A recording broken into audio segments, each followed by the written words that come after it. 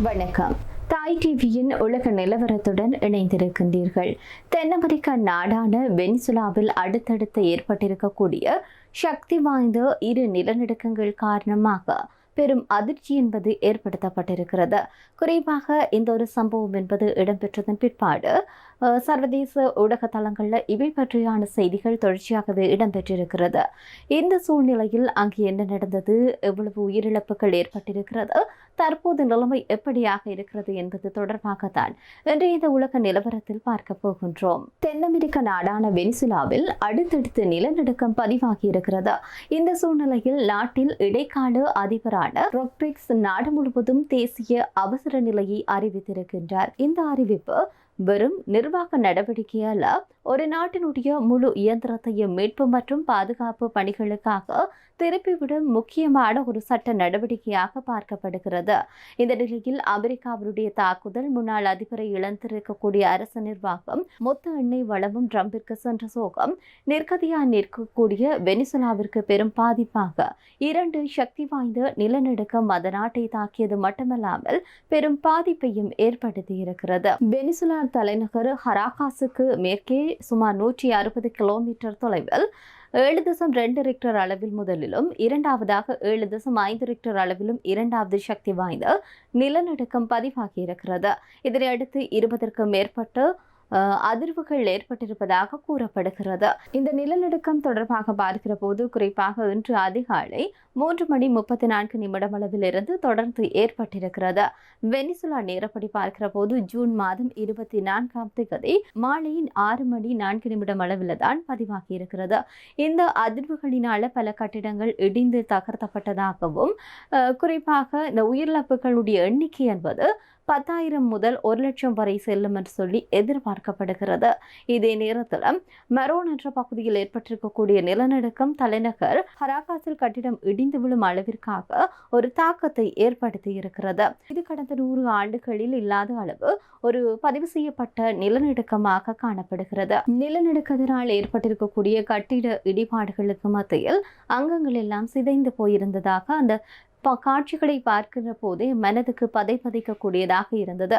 குறிப்பாக மக்கள் இருக்கக்கூடிய அபார்ட்மெண்ட் பகுதிகளில் எல்லாம் சேதம் அதிகமாக இருக்கிறது. இதனால் மின்சார விநியோகம் என்பது தடைப்பட்டிருக்கிறது. அது மட்டுமன்றி சாலைகளாகட்டும் இல்லாட்டி ரயில் பாதைகளாகட்டும் இப்படியான முக்கியமான உட்கட்டமைப்புகள் என்பது சேதமடைந்திருக்கிறது.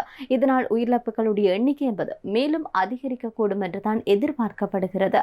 இதே நேரத்தில் ஒரு நாடு அல்லது ஒரு மாநிலம் என்பது மிகப்பெரிய இயற்கை பேரிடர், போர், உள்நாட்டு கலவரம் போன்ற அசாதாரண சூழ்நிலைகளை எதிர்கொள்கின்ற போதும் அரசு அவசர நிலை அறிவிப்பது வழக்கமாக இருக்கும். அப்படிதான் வெனிசுலா நாட்டிலையும் இடைக்கால அதிபரான டெல்சி ஃபோர்ட்ரிக்ஸ் நாடு முழுவதிலும் தேசிய அவசர கால நிலையை பிரகடனப்படுத்தி இருக்கின்றார்.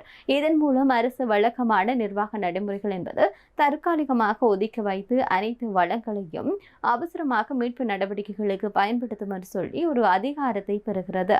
இதே நேரத்தில் குறிப்பாக இந்த மருத்துவ வசதிகளாகட்டும், பாதுகாப்பு படைகளாகட்டும், நிதி வளங்களாகட்டும் இல்லாட்டி மீட்பு பணியாளர்கள் உள்ளிட்ட அனைத்து ஒருங்கிணைக்கப்பட்டு நிலநடுக்கத்தினால பாதிக்கப்பட்ட மக்களுக்காக செயல்படும் என்று சொல்லப்படுகிறது. இந்த அவசர நிலை அறிவிக்கப்பட்ட பிறகு வெனிசுலா பள்ளிகளாகட்டும் இல்லாட்டி அத்தியாவசிய பல சேவைகள் என்பது தற்காலிகமாக நிறுத்தி வைக்கப்பட்டிருக்கிறது. இதே நேரத்தில் மக்கள் பாதுகாப்பாக இருக்கும்படி அரசு அறிவுறுத்தி இருக்கிறது. அது மட்டுமன்றி நிலநடுக்கத்தினால சேதமடைந்திருக்கக்கூடிய கட்டிடங்கள் மேலும் இடியக்கூடிய அபாயம் இருப்பதனால பல பகுதிகளில் மக்கள் வெளியேறி இருக்கின்றனர். மருத்துவமனைகள் முழு திறனில் செயல்படுவதற்கு உத்தரவு பிறப்பிக்கப்பட்டிருக்கிறது.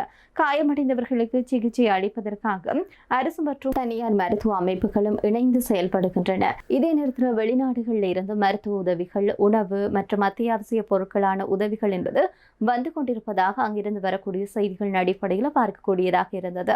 நாட்டினுடைய முக்கியமான சர்வதேச விமான நிலையமான சைமன் போலிவர் என்ற விமான நிலையமும் தற்காலிகமாக மூடப்பட்டிருப்பதாக தகவல் அங்கிருந்து வருகிறது.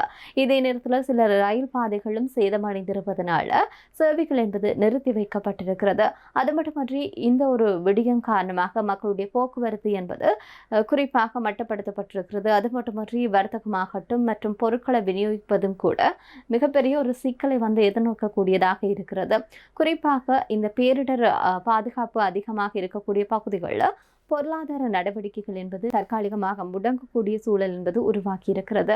அமெரிக்க புவியியல் ஆய்வு அமைப்பு வெளியிட்டிருக்கக்கூடிய ஆரம்ப மதிப்பீட்டின்படி இந்த நிலநடுக்கத்தினால் ஏற்படுகின்ற உயிரிழப்பு எண்ணிக்கை என்பது ஆயிரக்கணக்கில் கணக்கிடக்கூடும், அதிகரிக்கக்கூடும் என்ற ரீதியில் தான் அவர்களுடைய அச்சம் என்பது வெளிப்பட்டிருக்கிறது.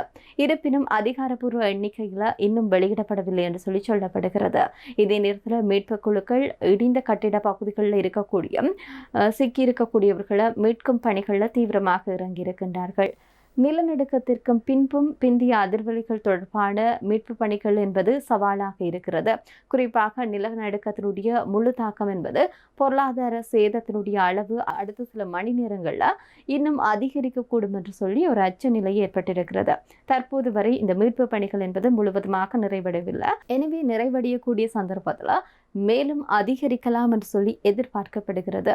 எனவே இந்த ஒரு விடயம் தொடர்பாகத்தான் இந்த உலக நிலவரத்தில் நாங்கள் பார்த்திருக்கின்றோம். மற்றும் ஒரு தாய் டிவியின் உலக நிலவரத்தில் சந்திப்போம். நன்றி.